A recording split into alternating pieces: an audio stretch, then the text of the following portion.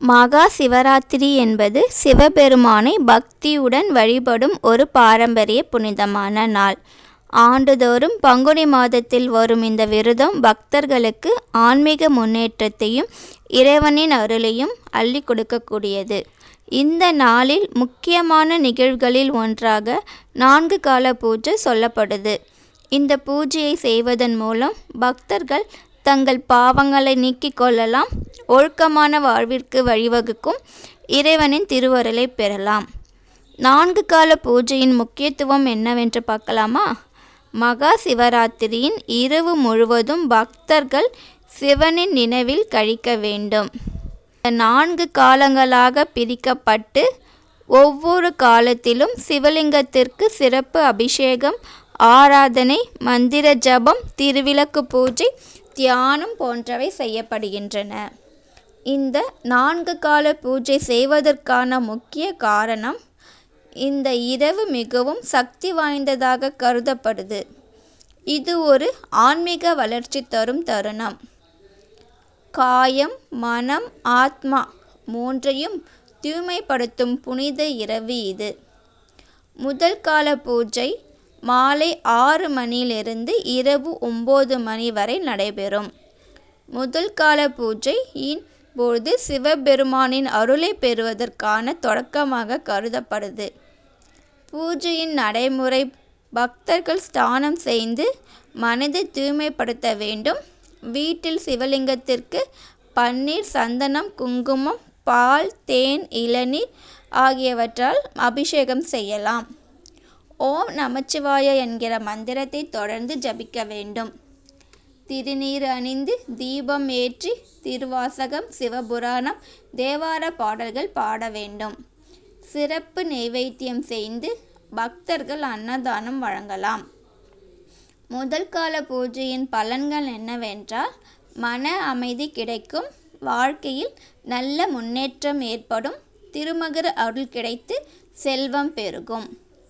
இரண்டாம் கால பூஜை இரவு 9 மணி முதல் இரவு 12 மணி வரை நடைபெறும். இரண்டாம் கால பூஜையில் சிவபெருமான் மீது அதிக பக்தி செலுத்தி அவரது அருளை பெறலாம். பூஜையின் நடைமுறை: திருமஞ்சனம் செய்ய வேண்டும். இது பொதுவாக தேன், பஞ்சாமிர்தம், பன்னீர், மஞ்சள் கலந்த பால், பசுமணல், பசுசாணம் போன்றவற்றால் செய்யப்படும். நமச்சிவாய மந்திரத்தை தொடர்ந்து ஜபிக்க வேண்டும். சிவன் பாடல்களை பாடி அவர் மீது உள்ள பக்தியை வெளிப்படுத்த வேண்டும். திருநீறு பூசிக்க வேண்டும். வழிபாட்டிற்கு பிறகு அனைவருக்கும் பிரசாதம் வழங்க வேண்டும். இரண்டாம் கால பூஜையின் பலன்கள் என்னவென்றால், கர்ம வினைகள் நீங்கும், குடும்பத்தில் அமைதி ஏற்படும், மன அமைதி அதிகரிக்கும்.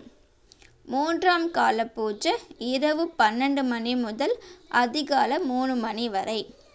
மூன்றாம் கால பூஜை மிக முக்கியமானதாக சொல்லப்படுகிறது.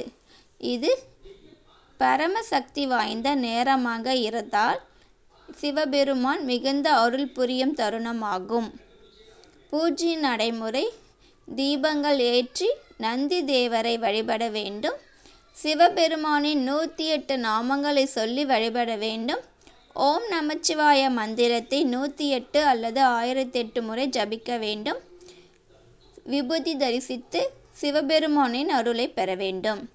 இந்த நேரத்தில் அன்னதானம் செய்வது மிகவும் சிறப்பானது. மூன்றாம் கால பூஜையின் பலன்கள் என்னவென்றால், பிறவி பிணிக்குள் சிக்கிய ஆத்மா விடுதலை பெறும். கடினமான பிரச்சனைகளுக்கு தீர்வு கிடைக்கும். வாழ்க்கையில் எல்லா திசைகளிலும் முன்னேற்றம் ஏற்படும். நான்காம் கால பூஜை அதிகாலை 3 மணியிலிருந்து காலை 6 மணி வரை நடைபெறும். நான்காம் கால பூஜையின் போது சிவபெருமானின் அருளை பெற இறுதி பக்தி பரவசமாக நடத்தப்படும். பூஜை நடைமுறை: சிவபெருமான் கோயிலுக்கு சென்று திருப்பள்ளி எழுச்சி சேவை காணலாம்.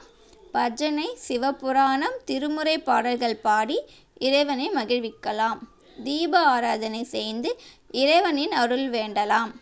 விரத முடிவுக்கு பசும்பாலும் பழமுமாக உண்டுவிட்டு விரதம் நிறைவு செய்யலாம்.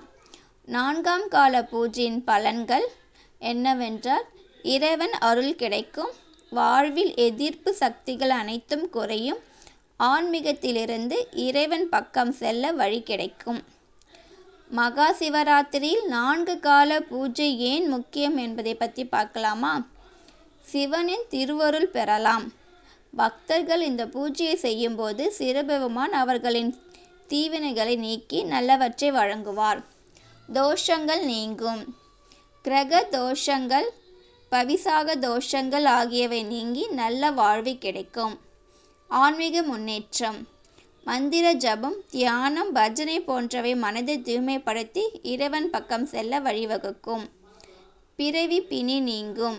இந்த பூஜையின் மூலம் ஆத்மா ஒழுக்கமான வாழ்க்கை வாழ்ந்து இறுதியில் சிவனுடன் ஒன்றாகக்கூடிய நிலையை அடையும். மகா சிவராத்திரி ஒரு மிகவும் புனிதமான இரவு. பக்தர்கள் இந்த 4 கால பூஜையை பூரண பக்தியுடன் செய்தால் அவர்களுக்கு பல்வேறு நன்மைகள் கிடைக்கும். சிவபெருமானின் திருவருளும் மிக பெரியது. அவர் உண்மையான பக்தர்களுக்கு எல்லா வளங்களும் வழங்குவார். இந்த மகா சிவராத்திரி நாளில் நாம் அனைவரும் சிவபெருமானின் திருவருளை பெற உறுதியாய் விரதம் இருந்து 4 கால பூஜையை முறையாக செய்ய வேண்டும்.